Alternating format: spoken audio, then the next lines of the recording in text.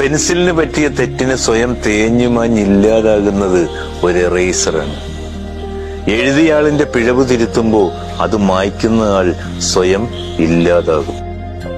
പിഴവുകൾക്ക് പ്രിയപ്പെട്ടവർ കൊടുക്കേണ്ടി വരുന്ന വില. കൈപ്പിഴ ഒരാളുടേത്, വേദന മറ്റൊരാളുടേത്.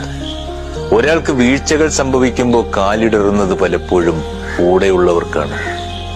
തെറ്റുകാരന്റെ ചിരിക്ക് വില നൽകേണ്ടി വരുന്നത് നിരപരാധിയുടെ കണ്ണീരാണ്.